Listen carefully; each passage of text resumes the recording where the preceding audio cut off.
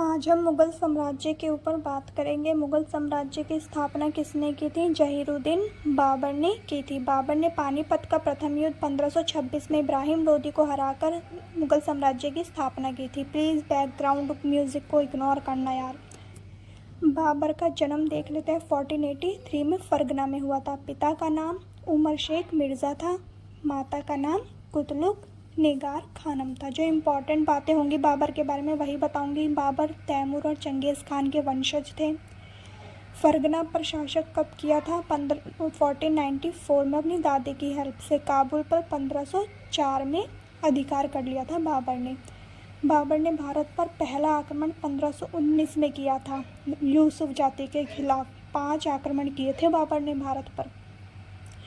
बाबर के युद्ध देख लेते हैं हम, कौन कौन से युद्ध थे।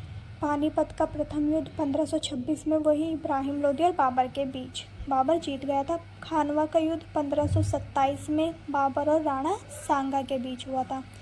इसी युद्ध को जीतने के बाद बाबर ने गाजी की उपाधि धारण की थी। ठीक है।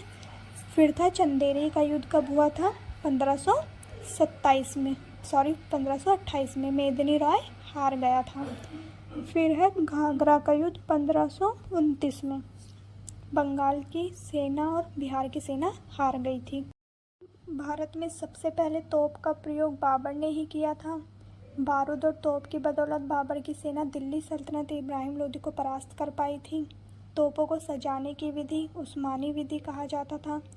बाबर पातशाह की उपाधि धारण करने वाला पहला सम्राट था जो 1507 में धारण की थी उसने। बाबर ने अपने सम्मान में एवेन्यू गार्डन, जामा मस्जिद, बाबरी मस्जिद ये सब बनवाए थे। ठीक है। बाबर के पुत्र देख लेते हैं हम, कौन कौन थे। हुमायूं, कामरान, हिंदाल और अस्करी इसके पुत्र थे। बाबर ने अपनी आत्मकथा बाबरनामा की रचना तुर्की भाषा में की थी।